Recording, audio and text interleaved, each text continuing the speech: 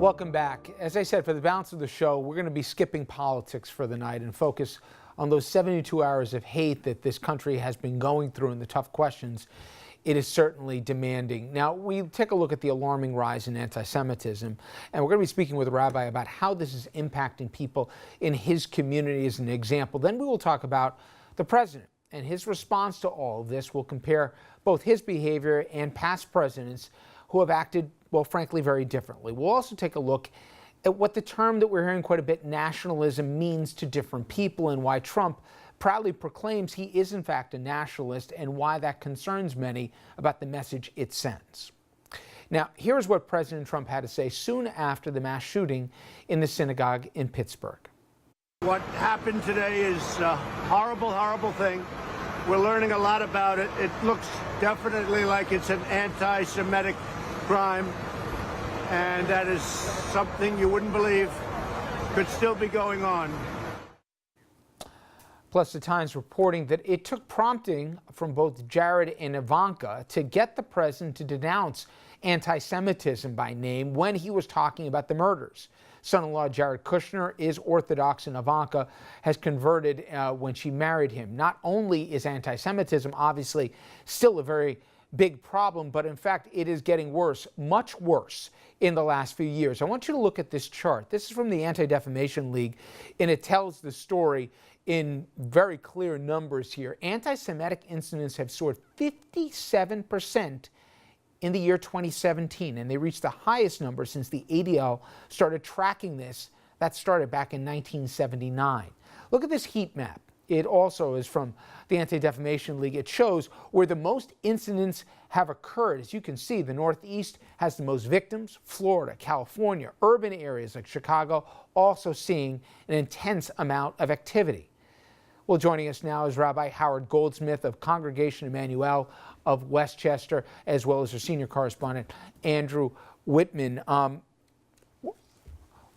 one comment, and there were many that people have paid attention to, but one comment from the president is, I can't believe this is still happening now. The numbers clearly say that this is not, some irregularity that happened tragically in Pittsburgh, although it's the worst single incident in American history. Nonetheless, there's been a pattern of this, and I can only imagine, Rabbi, in the last couple of years, the conversations about the vandalism, about the hate speech, both online and even in person, about some of the threats. Pittsburgh was a shock to the conscience, but I'm sure this is something that's been concerning you and your congregation, especially in the past couple of years.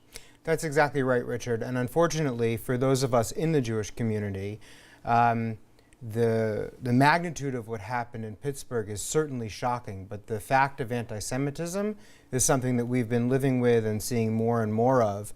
Even right here in Westchester, with swastikas being drawn on high school chalkboards. A couple of years ago, there was swastikas drawn on the Bronx River Parkway bike path. Each year before the High Holy Days, the Westchester Jewish Council convenes a security meeting with the heads and the directors of all of the synagogues and local Jewish organizations, together with public safety officials from around the county, because we know that anti-Semitism is a real threat.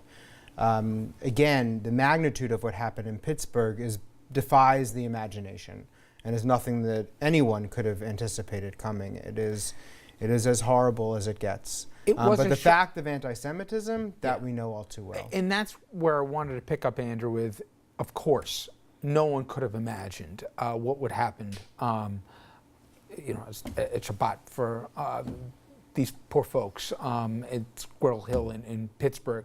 But we've talked on this program quite a bit about obviously the ugly toxicity that's out there right now, but it has targeted certain groups in particular, and certainly the anti-Semitism. We've seen this played out loudly in code words, which we'll get into later on in the program, and just blatantly. You know, it dawned on me as we were looking at that chart from the Anti-Defamation League about the number of anti-Semitic incidents, and I hope we can put that back up on the screen, because usually that coincides, spikes in anti-Semitism tend to spike with times of economic upheaval. People feel economically insecure, and they have to blame someone. They have to blame somebody. They tend to blame Jews, has been for a long time. And you see that coincides with 2008, 2009, 2010, were the highest points on there, which were a period of economic upheaval. And it decreased until the beginning of the Trump era, where the economy is much better. So that normal connection is gone. So there has to be another motivating factor that's causing this spike in anti-Semitic attacks. And we can talk more about that as the show goes on. But it's a surprise. It was shocking. It was heartbreaking at the same time. Given the trends and the way things were going, I guess it's maybe not as much of a surprise as it some should. of the language from the shooter, I'm not going to bring the rabbi into the politics of this, but some of the language of the shooter where he specifically quoted verbatim the language about the caravan. And he was connoting the invaders coming from the south, and you will, and he compared that to the Jewish population as invaders here, that he was no longer going to stand idly by as they attacked. Clearly he's taking cues, and while no one, certainly I'm not suggesting, the president was not as horrified as the rest by the tragedy and the loss of life this weekend in Pittsburgh, the absence of knowing that the rancor didn't come out of just thin air and the need to tone it down, that's different. We'll get into the politics. But obviously, Rabbi, if there's one population in this country who has seen when unchecked ugliness can be taken to a point where a population that, you know, is, I believe, 2% of this country, it's Jews in this country. And I've seen all the consternation, I've seen the concerns, but is there a worry right now from your congregants that we say never again, but my God, this is happening in our own country? This isn't in Eastern Europe where we've seen upticks in anti-Semitism, some blatant even, some campaigns that are built around it. This is happening in America, and they're taking cues, whether it's intentionally or otherwise, from the highest level of government that this is somehow okay. So on Sunday mornings we have religious school. We have our kindergarten through 6th and 7th graders in our building, and they're there to learn about Jewish history and Jewish values, Jewish culture.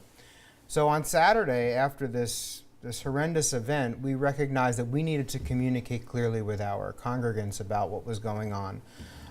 We let them know about the security measures that we always have in place, as well as stepped up security that we were going to provide on Sunday, given the level of anxiety in the community. And I made sure that I was standing right there as every car pulled up to wave and to welcome everyone, to send the reassuring message that we are safe and we will not be cowed into hiding behind fortifications. That we are people who are here and we are out in the community, and this is our home as much as anyone else's. We then had a session for anybody who wished to stay and to speak with me, to speak with a child psychologist, to talk about how people were feeling. And people are scared.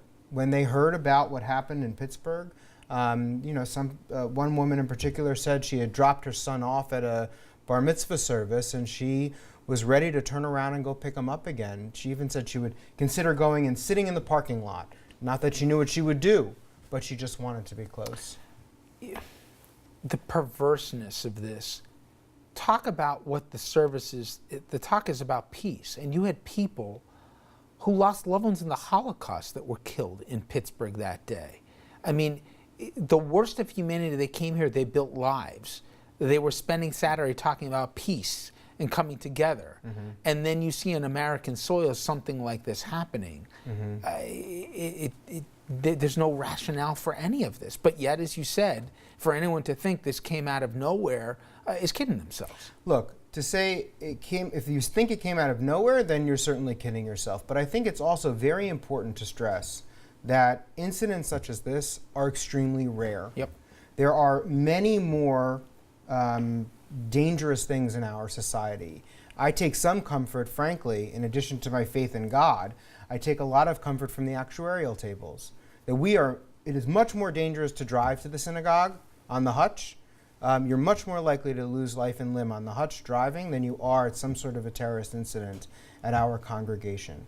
And keeping that in the back of our minds, we need to live confidently in this society. We need to live out our values, because the real danger here for most Jews in America is not the threat against our lives.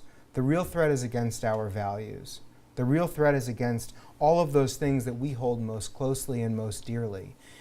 It is an absolute tragedy that 11 people lost their lives, but if we change the way that we live in American society, if we change the way that we act with our friends and neighbors, the way that we reach out to immigrants, the way that we reach out to the less fortunate, if we change all that, then he has done much more than destroy 11 lives. He's destroyed a whole people. Stay with us. When we come back, we're going to give you an idea how this is not normal. Not only what we're dealing with, but also the leadership that we're getting. The president's response to the mass shooting at the synagogue, we'll contrast that to what prior presidents at different times in our country have said. Stay with us. We'll be right back.